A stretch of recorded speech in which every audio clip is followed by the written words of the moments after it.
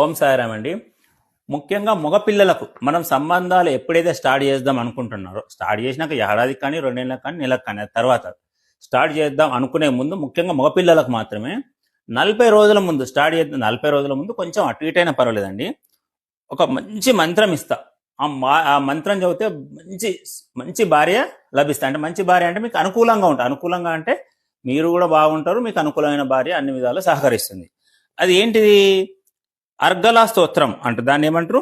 అర్గలా స్తోత్రం అంటారు. అది దేవి సప్తశతిలో మార్కండేయ స్వామి చెప్పారు. దేవి సప్తశతిలో మార్కండేయ స్వామి చెప్పిన స్తోత్రం అది. ఆ స్తోత్రం చెప్తా వినండి. పత్నీం మనోరమాం దేహి మనోవృత్తానుసారిణీం తరిణీం దుర్గా సంసార సాగరస్య కులోద్భవం. అయితే ఇది మంగళవారం నాడు కానీ, నవమి రోజు కానీ, చతుర్దశి పౌర్ణమి ముందు చతుర్దశి రోజు నాడు కానీ స్టార్ట్ చేయాలి.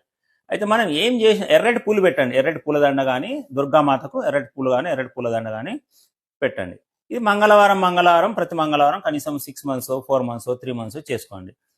మనం ఏ పూజ చేసినా ఖచ్చితంగా అప్పుడు వినాయకుడిని కూడా మొదలు పెట్టాలండి. వినాయకుడు విఘ్నాలు రాకుండా ఉండాలంటే వినాయకుడిని కూడా పూజించిన తర్వాత అమ్మవారిని పూజించండి. ప్రతి మంగళవారం పూజించండి. ఎర్రటి పండ్లు, ఆపిల్ కానీ, దానిమ్మ పండు కానీ నైవేద్యంగా పెట్టండి.